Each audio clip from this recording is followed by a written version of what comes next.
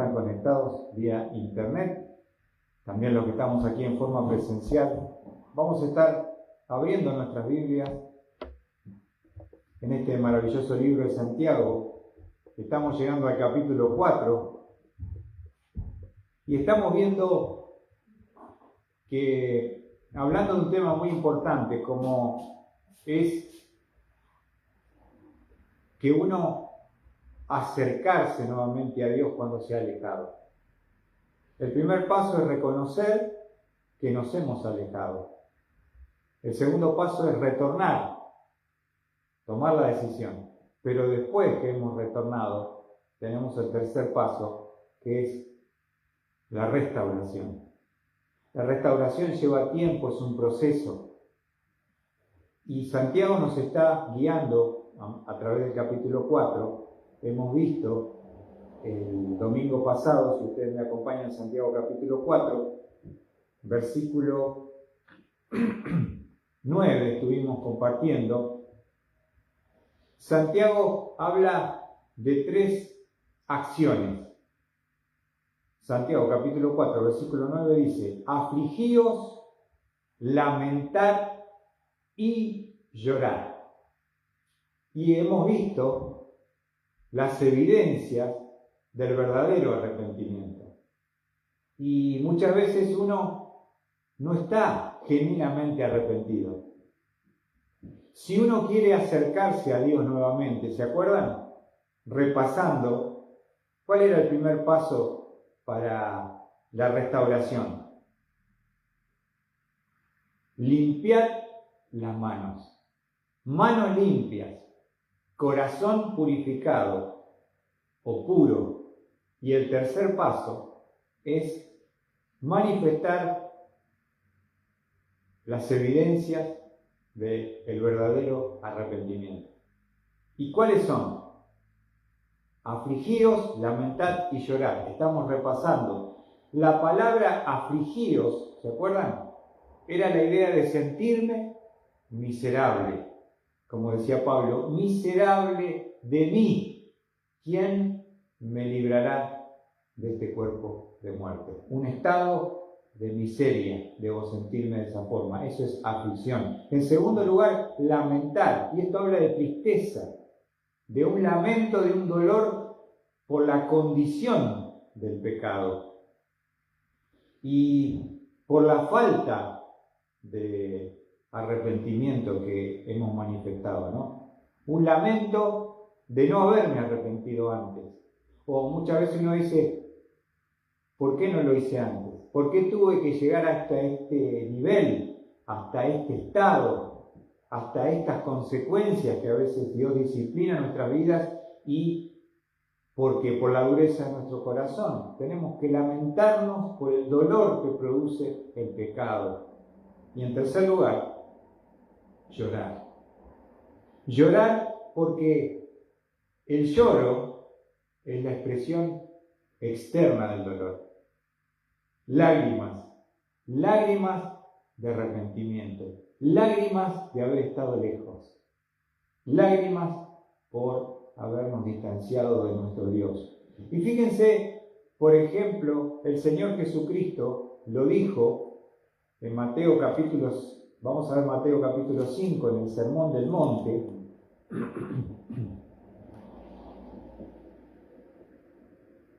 Mateo capítulo 5, versículo 4. Dice el Señor Jesucristo: bienaventurados los que lloran, pues ellos serán consolados. Lo vuelvo a leer. Bienaventurados los que lloran, pues ellos serán consolados. ¿Por qué bienaventurados, súper felices los que lloran?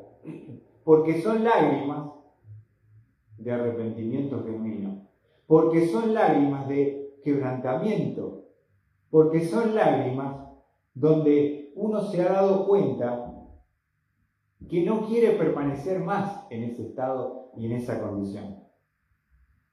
Entonces, las 3 acciones, afligíos, lamentar y llorar, son 3 evidencias del verdadero arrepentimiento.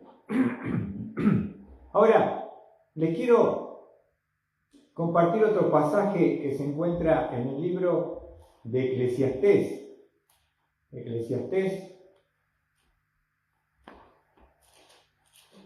este libro que escribió el rey Salomón. Y también describe su experiencia, ¿no? Cuando él probó todo y tuvo todo. El hombre que era, yo creo que todo lo que un hombre anhela ser en este mundo, lo logró Salomón. Sabiduría, el hombre más sabio. Riqueza, la plata parecía cobre, no valía nada. Placeres, comida, música, infraestructura, él dominaba el mundo comercial. ¿Qué te parece? Todo lo tuvo. Pero fíjate lo que dice Eclesiastés capítulo 7, versículo 3. Estamos hablando de las lágrimas, ¿no? Las lágrimas del arrepentimiento, del quebrantamiento. Dice Eclesiastés capítulo 7, versículo 3. Mejor es la tristeza que la risa, porque cuando el rostro está triste, el corazón, mirá, puede estar contento. Lo vuelvo a leer. Mejor es la tristeza que la risa, porque cuando el rostro está triste, el corazón puede estar contento. ¿Ven? Está llorando, pero no son lágrimas de desconsuelo, sino son lágrimas de quebrantamiento y de retorno a la relación con nuestro Dios. ¿Se entiende? Son lágrimas hermosas, porque si bien uno ve que uno derrama lágrimas, como dijo el Señor Jesucristo, bienaventurados los que lloran, su rostro está triste, pero su corazón puede estar contento. ¿Por qué? Porque es el principio del regreso. Es el principio de la restauración. Las lágrimas por el quebrantamiento. Y vamos a ver Proverbios 14.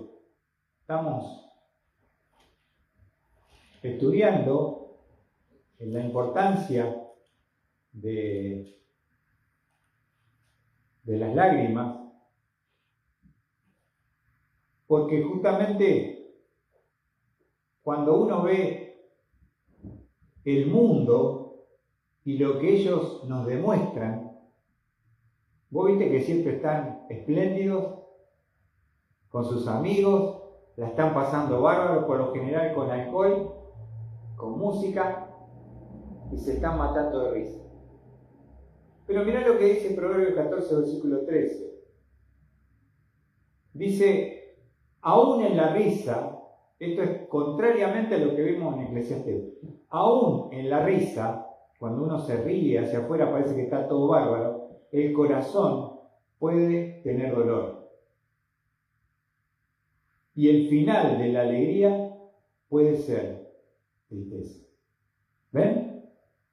Aún en la risa, el corazón puede tener dolor. Muchas veces uno se pone una máscara. Está todo bien.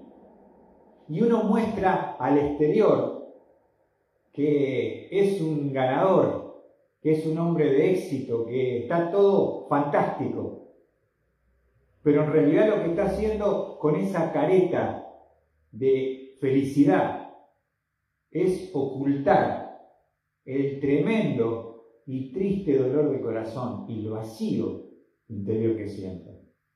Y cuando esa persona vuelve a su hogar y pone la cabeza en su almohada y está solo consigo mismo, el estado de desesperación y tristeza es terrible.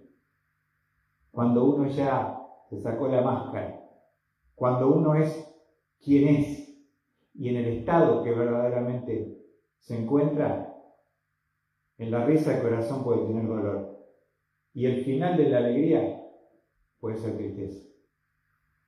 Porque esa tristeza, si no viene, no hay un verdadero arrepentimiento. No hay lágrimas. Y quiero mostrarles un ejemplo más. Jesucristo vino hace 2000 años, ¿no es cierto? Vino a los suyos. ¿Quiénes son los suyos? El pueblo judío, dice Juan 1:11. A los suyos vino y los suyos no le recibieron. ¿Qué hicieron los judíos con su Mesías, su Cristo?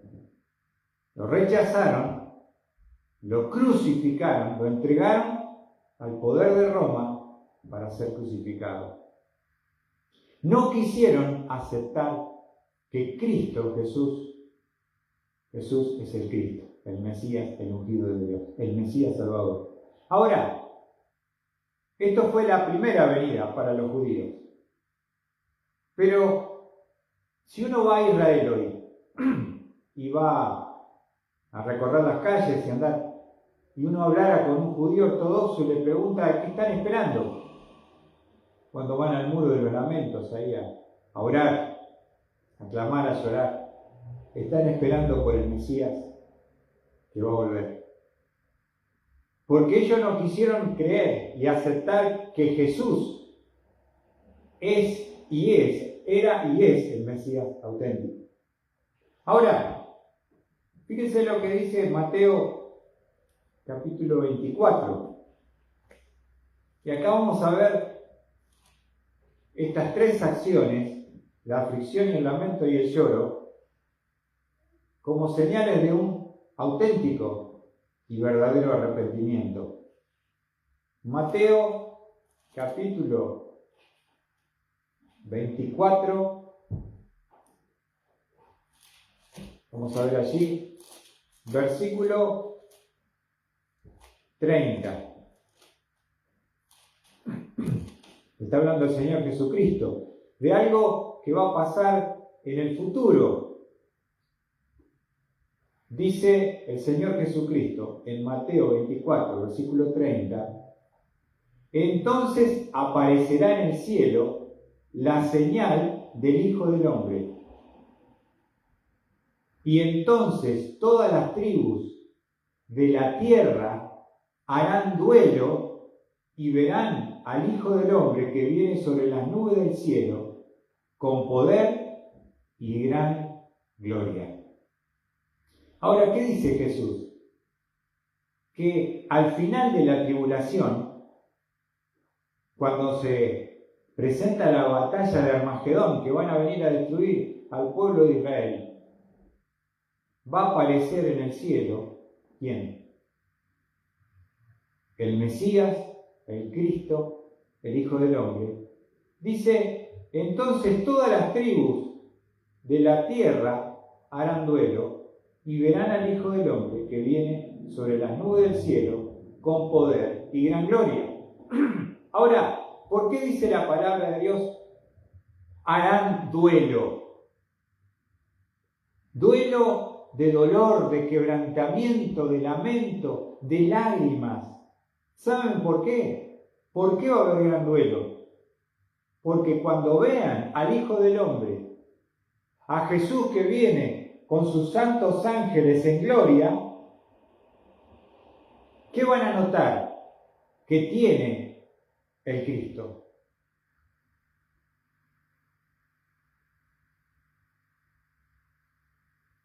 Vamos a ver lo que describe Zacarías, capítulo 12. Y es un ejemplo, ¿no? De Israel, cómo la aflicción, el lamento y el lloro se combinan en una acción de arrepentimiento, en una misma acción de arrepentimiento. Porque quiero decir otra cosa que es increíble, ¿no? Porque cómo Dios mantiene fresca en la mente de los judíos la persona de Jesús. ¿Se dieron cuenta? Cuando hicieron la película La Pasión, se manifestó Israel mucho diciendo que estaban enojados con la película. ¿Por qué? porque los hacían a los judíos responsables de la muerte de Jesús. Entonces, 2000 años después, sigue habiendo películas, imágenes, que te hablan de Jesús, que ellos dijeron: crucifícale, crucifícale, crucifícale. Dios se ha encargado de que su pueblo no se olvide de que ellos un día tomaron una decisión de rechazar, a los suyos vino y los suyos no le recibieron, y crucificar a su Mesías. Ahora, cuando Él vuelva en su segunda venida, al final de la tribulación, para posarse en el monte de los olivos, nos dice la profecía de Isaías capítulo 12, fíjense lo que va a pasar. ¿Por qué va a haber duelo? ¿Por qué no alegría si viene el Mesías a rescatarlo? Porque van a haber una cosa tremenda, ¿no? Y nos dice la palabra de Dios en Zacarías capítulo 12, versículo 10. Dice: y derramaré sobre la casa de David y sobre los habitantes de Jerusalén el espíritu de gracia y de súplica, y me mirarán a mí, a quien han traspasado. Ahí está. ¿Qué es lo que va a identificar que el Mesías que vendrá es el que ya vino? Sus manos horadadas y su costado abierto.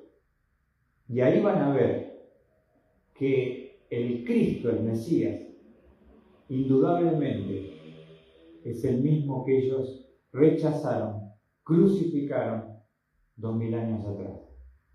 Ahora mirá qué tremendo, porque ahí se van a dar cuenta del pecado que han cometido. Dice: y se lamentarán por él, como quien se lamenta por un hijo único, y llorarán por él, como se llora por un primogénito. Se te muere el hijo de la heredad. Así lo compara, y fíjense las palabras: lamento y lloro por él, como se llora por el hijo primogénito. Así las tribus de Israel llorarán, quebrantados, derramarán lágrimas en el valle, porque justamente se darán cuenta que el Cristo es el mismo, porque tiene las marcas que lo identifican. Entonces, qué tremendo, ¿no? Me mirarán a mí, dice la profecía, a quien han traspasado. ¿Cómo Israel no se puede olvidar de Jesús? Primero porque está la Pascua y porque en Israel se festeja. Los católicos, los evangélicos, los cristianos recuerdan la vía dolorosa y hacen todo el camino hacia el monte de la Calavera. Y las películas que siguen estando en circulación hacen que Israel no pierda la memoria, para que cuando venga el Mesías se den cuenta que es el mismo que ellos crucificaron. ¿Se dieron cuenta? Me mirarán a mí, a quien han traspasado, y se lamentarán por él, y llorarán por él. ¿Ven lo que dice acá Santiago? Se van a afligir, se van a lamentar y van a llorar. Estas son las evidencias de un verdadero arrepentimiento. Volviendo a Santiago, capítulo 4, vamos a ver el versículo 10, con la ayuda de nuestro Dios. Entonces, qué tremendo, ¿no? La palabra de Dios, dice Santiago: acercaos a Dios, y Él se acercará a vosotros. Pero si se acercan, tienen que tener las manos limpias, el corazón purificado, tienen que evidenciar las justamente señales del verdadero arrepentimiento, que son aflicción, lamento y lloro. Y dice Santiago que vuestra risa se torne en llanto y vuestro gozo en tristeza. El versículo 10 nos dice: humillaos en la presencia del Señor. Otro imperativo, otra orden que viene dando Santiago en este proceso de restauración, y es la humillación. Ahora, si somos sinceros de corazón, hermanos, ¿cómo nos cuesta humillarnos? Otra vuelta fui a una iglesia y estaban por orar y dice, humillémonos delante de la presencia de Dios. Oh, qué bárbaro. No, a veces somos como el fariseo, nos paramos, ¿viste? A orar. ¿Puedes orar? Excelentísimo Dios, sempiterno. Y empezamos, ¿no? Pero qué lindo cuando alguien dice, humillémonos delante de la presencia de Dios. A veces nos olvidamos quién es Él y quiénes somos nosotros. Ahora, Santiago nos dice que debemos humillarnos en la presencia de Dios. La palabra humillaos, que aparece ahí en el original, tiene la idea de hacer bajar la cabeza. ¿Qué te parece? Humillarse es bajar la cabeza. Humillarte. Si hablamos en un sentido de geográficamente, ¿cómo sería la humillación? Justamente lo que predicaba en Lucas. Vamos a Lucas capítulo 3. A veces no entendemos las figuras, los ejemplos que usa la palabra de Dios. Lucas capítulo 3, versículo 2. Ahí va a estar Juan el Bautista.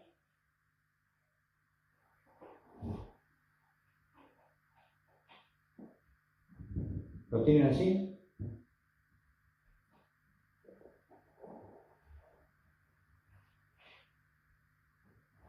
Vamos a ver Lucas capítulo 3, versículo 2. Dice, durante el sumo sacerdocio de Anás y Caifás vino la palabra de Dios a Juan, hijo de Zacarías, en el desierto. Y él fue por toda la región contigua al Jordán, predicando un bautismo de arrepentimiento para perdón de los pecados. ¿Ven que lo que precede el hecho de recibir a Cristo es el arrepentimiento? Si uno no es consciente del pecado, de su peso y sus consecuencias, nunca va a recibir a Cristo con entendimiento para salvación. Por eso, antes que se manifestase Cristo, vino Juan predicando a la nación que arrepentimiento. Y dice, en el versículo 4, como está escrito en el libro de la palabra del profeta Isaías, voz del que clama en el desierto, preparad el camino del Señor o de Jehová, haced derechas sus sendas. Y miren lo que dice acá, la figura que utiliza. Todo valle será rellenado, y todo monte y collado que está arriba, rebajado.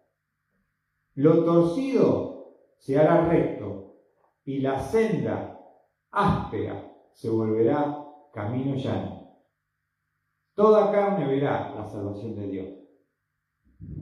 Todo valle será rellenado, todo monte y collado será rebajado. ¿De qué está hablando esto? De que hay que humillarse delante de Dios, bajar, cortar eso, ponerlo en forma plana. No puede haber ninguna elevación ni nada que sobresalga. Debemos humillarnos delante de la presencia de Dios. Y fíjense, Lucas 14 también se menciona allí. La palabra, estamos estudiando, humillar significa hacer bajar o bajar la cabeza, ¿no? Lucas 14, versículo 11. dijo el Señor Jesucristo, porque todo el que se ensalce será humillado, y el que se humille será ensalzado. ¿Qué dijo Jesús? Porque todo el que se ensalce, que se levante, que se alce arriba, será ¿qué? Humillado, y el que se humille será ensalzado. Entonces, esto habla de un corazón que está dispuesto a humillarse delante de la presencia de nuestro Dios. No podemos estar con orgullo, no podemos estar con soberbia, no podemos estar en elevación delante de la presencia de Dios. Tenemos que bajar esa cabeza, tenemos que humillarnos delante de la presencia del Señor. Mateo 18. El Señor Jesucristo hablaba e ilustraba muchas veces cómo debe ser esa actitud que tenemos que tener de humillarnos. Y allí en Mateo capítulo 18, versículo 2, dice la palabra del Señor: y él, llamando a un niño, lo puso en medio de ellos y dijo: en verdad os digo que si no os convertís y os hacéis como niños, no entraréis en el reino de los cielos. Así pues, cualquiera que se humille, observen que la ilustración del niño es: se humille como este niño, ese es el mayor en el reino de los cielos. No trajo un escriba para hablar de humillación. Hubiera traído un escriba para hablar de la exaltación, pero para enseñar de lo que es humillarse trajo un niño. Y él dice: si no os hacéis como niños, humillaos. El ejemplo de ilustración de un niño. No van a entrar, fíjense lo que dice, no entraréis en el reino de los cielos. Es fundamental la humillación para encontrar la salvación. Y es fundamental la humillación para poder acercarnos ante la presencia de Dios. Mateo 23, versículo 12. Estamos hablando de esta palabra. El Señor Jesucristo habló mucho de la humillación. No es un tema que nos agrade mucho porque dice, yo quiero que hablemos de algo más arriba, ¿no? Jesucristo dice en Mateo 23, versículo 12, y cualquiera que se ensalce será humillado, y cualquiera que se humille será ensalzado. Si vos querés que Dios comience a hacer algo importante en tu vida, tenés que bajar la cabeza, tenés que humillarte, tenés que postrarte. Y eso implica no solamente una actitud de mente, sino una actitud de corazón. Porque a veces Dios me está humillando mediante situaciones económicas, de salud, de soledad. Y ¿saben cuál es el punto para nosotros? Nosotros no queremos aceptar lo que Dios nos está permitiéndonos humillarnos, porque no nos gusta. Y no queremos aceptarla directamente. Estamos renegados, estamos enojados en el fondo con Dios. Y si uno entiende lo que dice este pasaje, humillaos habla de bajar la cabeza y aceptar lo que te toca, la circunstancia, la situación y el momento que te toca. La humillación puede venir de muchas maneras, de muchas formas, pero debemos nosotros humillarnos porque esa situación es enviada por Dios, porque tiene un propósito en nuestra vida y no la va a quitar hasta que muchas veces no cambiemos de actitud. ¿Y sabe cuando uno puede decir que acepta una actitud? Es cuando da gracias por la situación. Cuando vos decís gracias, Señor. Gracias porque no tengo, gracias porque estoy sin trabajo, gracias porque no tengo plata, gracias porque estoy solo. Gracias, Señor. ¿Qué está diciendo? Ahí es donde uno entiende que ha bajado la cabeza y que ha aceptado su condición. Mientras luchemos y mientras sigamos con esa actitud, Dios no va a venir a levantarnos. ¿Se entiende? Somos seres orgullosos por naturaleza. Nuestra carne no quiere humillarse y peleamos contra Dios. Pensamos que nosotros no merecemos pasar por estas circunstancias de la vida. ¿Y quién somos nosotros? Pero la carne no quiere bajar, no quiere postrarse, no quiere aceptar lo que Dios le está enviando. No quiere. Fíjate, justamente con la palabra humillaos. ¿Y quién es el ejemplo supremo para nosotros de la actitud que debemos tener? Aquel que es Señor del cielo y de la tierra, Filipenses, justamente capítulo 2. Si queremos una motivación para tener una actitud correcta, miremos a Cristo. Porque dice Filipenses, capítulo 2, versículo 8, mirá lo que dice. Y hallándose en forma de hombre, ya no estaba sentado en el trono, se bajó y vino a la tierra. Y hallándose en forma de hombre, se humilló a sí mismo. ¿Y cómo se muestra y se manifiesta la humillación? Dice, haciéndose, escuchar, obediente.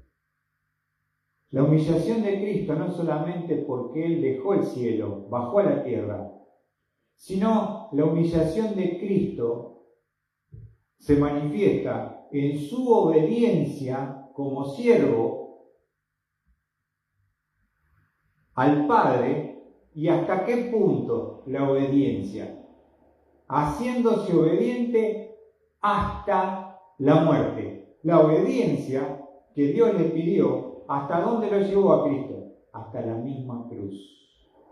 Haciéndose obediente hasta la muerte. ¿Y qué muerte?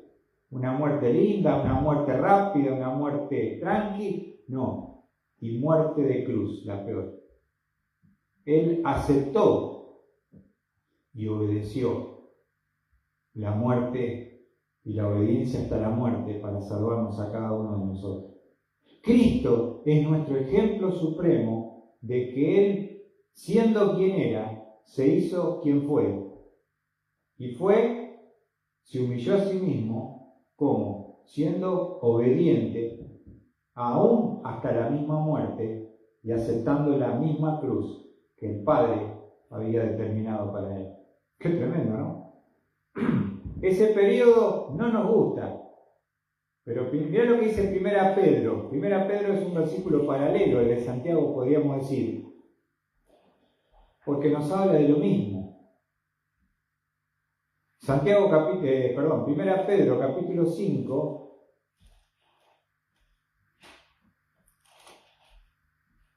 También le escribe a judíos en la dispersión que estaban sufriendo, que habían sido humillados materialmente, habían perdido todo, eran la escoria del mundo, los familiares no los habían considerado como muertos, no era fácil, ¿no?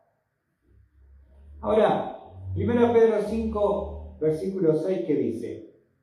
Mira lo que dice. Humillaos, pues, bajo la poderosa mano de Dios.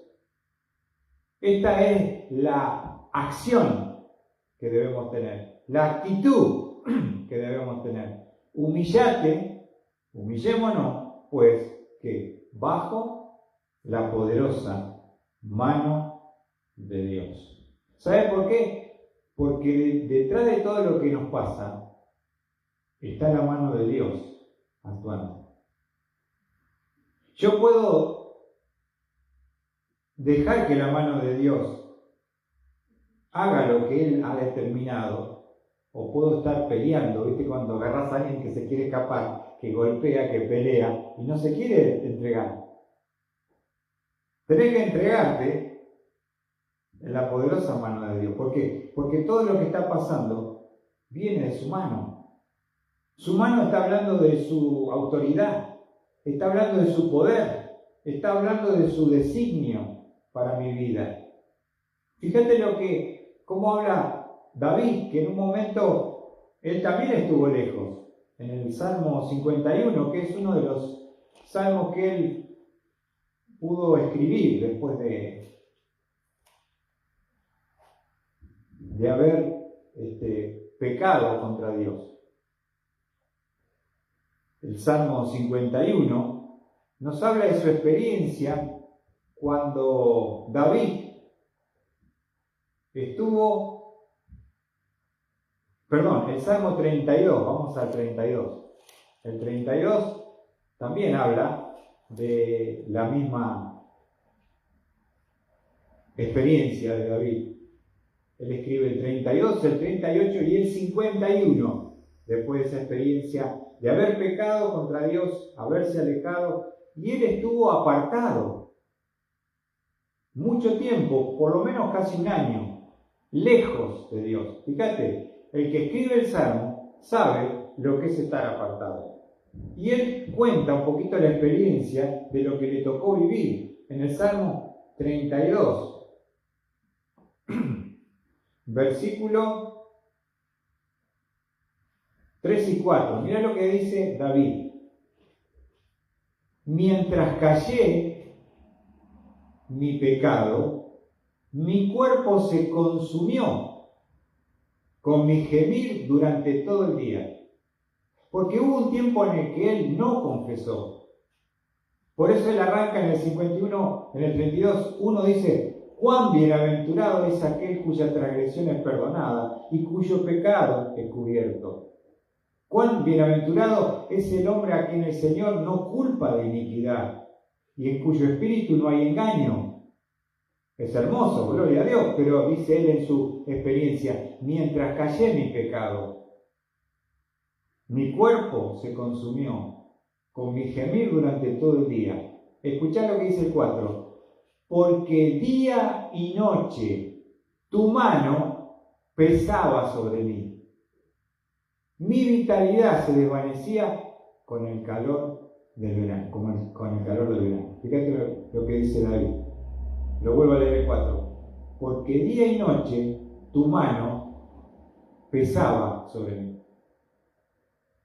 Es la disciplina que Dios establece sobre nuestra vida. ¿Y cómo es la mano de Dios? Es pesada cuando nosotros le damos la espalda, cuando lo enfrentamos y lo desafiamos. La mano de Dios es pesada. Y Él lo reconoce. Y dice: tu mano pesaba sobre mí. Mi vitalidad, mi fuerza, se desvanecía con el calor del verano. ¿Viste cuando es un día de 40 y pico de grados que no te puedes ni mover?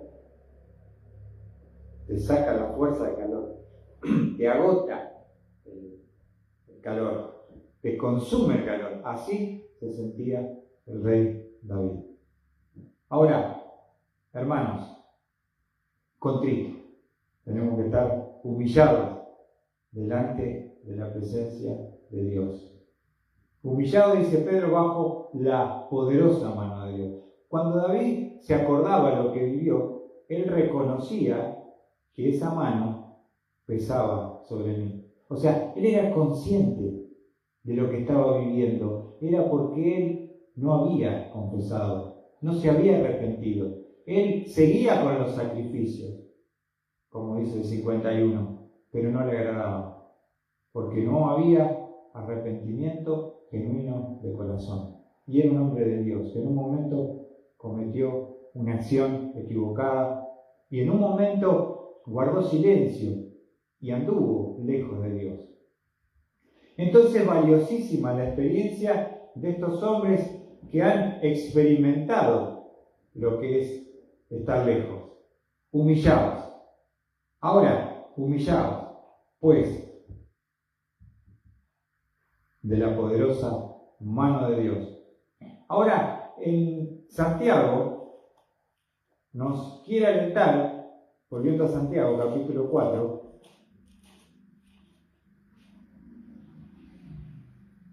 ¿por qué? Porque hay una promesa en este versículo también. Dice 4:10, humillaos en la presencia del Señor. Si uno baja la cabeza, si uno de corazón se humilla, si uno acepta lo que nos toca a cada uno y decimos, Señor, tú eres Señor y soberano, haz lo que tú quieras hacer con tu siervo. No voy a pelear, no voy a discutir, no me voy a enojar, no me voy a amargar, voy a dar gracias. Porque hasta que eso no pase, no va a pasar lo que dice el versículo 10. Si vos no te humillás, dice, humillaos en la presencia del Señor. Y mira la promesa. Y Él, ¿qué dice? Os exaltará. Si vos bajás, si vos te humillás, si yo me humillo, ¿qué va a hacer Dios? Me va a poner en alto. Me va a levantar. Él os exaltará. Su promesa. Si estás materialmente quebrado y mal, aceptá, te humillás, dependés. En algún momento Dios te va a sacar. En el tiempo de Dios. Porque uno está aceptando lo que Él está determinando para mi vida. En cualquier área que yo pueda estar pensando en esta noche. Material, física, emocional, espiritual. Salmo 51:17, porque esta promesa, que la dice el rey David, el mismo que escribió el 32, hay algo que te quiero dar la garantía, que David aprendió por su propia experiencia qué es lo que le agrada a Dios. Y en el Salmo 51, versículo 17 dice, los sacrificios de Dios son el espíritu contrito. Al corazón contrito y humillado, oh Dios, no despreciarás. Mirá qué promesa. Hay algo que Dios nunca jamás va a despreciar. ¿Y qué es? Un corazón contrito y humillado, Dios no va a despreciar. Qué bueno, ¿no? Qué bueno que nuestro Dios no guarda ese resentimiento y no dice, bueno, ahora la vas a pagar y nunca más vas a poder regresar. Dios está diciendo, un corazón, dice David, contrito y humillado, no despreciarás tú, oh Dios. Podríamos decir, un espíritu contrito significa quebrantado. Contrito es quebrantado, una persona que está derrumbada, mentalmente quebrada delante de Dios. Ahí está. Y ahí llegó un día David, cuando vino Natán, el profeta, porque él no quiso venir a Dios, Dios lo buscó, me envió a su profeta y le mostró su pecado. Y ahí David pudo arrepentirse. Ahí pudo derramar lágrimas, aceptar la consecuencia de su pecado, fue la muerte de su hijo. Su primer hijo murió con Betsabé. Pero en la misericordia de Dios, Dios le dio otro hijo con Betsabé, que es Salomón, su sucesor del trono. Pero primero tuvo que pasar por la experiencia de ser contrito, derrumbado, mentalmente, quebrantado, roto, hasta que se humilló. Y él puede decir en su propia experiencia, al corazón contrito y humillado Dios, no despreciarás. Entonces, no importa cómo estás, en qué situación, en qué condición, en qué caíste, qué te pasó, cuán lejos estás. Si tú te afliges, te lamentas y lloras y te humillas, Dios dice que Él te va a exaltar, te va a levantar de vuelta, te va a tomar de la mano, te va a poner de pie. Entonces, si bien es algo que no nos gusta en la carne escuchar, lo necesitamos. Escuchar a hombres que nos cuentan su experiencia, como David. Pedro dice, humillaos, pues, bajo la poderosa mano de Dios, y Él os exaltará, dice Pedro, cuando fuere tiempo. Hay un tiempo de humillación, diría Eclesiastes 3, ¿no? Todo tiene su tiempo debajo del sol. Tiempo de humillarse y tiempo de ser exaltado. Pero si Dios esta noche te está diciendo que debes humillarte, debemos humillarnos, debemos bajar la cabeza, debemos confesar nuestros pecados, debemos aceptar nuestra situación, es el principio de que Dios pueda comenzar un periodo de exaltación. ¿No es cierto? Hay un periodo de humillación. Si lo pasamos, hay un periodo de exaltación. En forma personal, en forma familiar, en forma congregacional, en forma de pueblo, en forma de lo que sea. Si uno se humilla, Dios te exalta. Así que Dios bendiga su palabra, nos ayude a poder obedecer estos mandamientos imperativos, humillados bajo la mano de Dios, para que Él os exalte cuando fuere tiempo.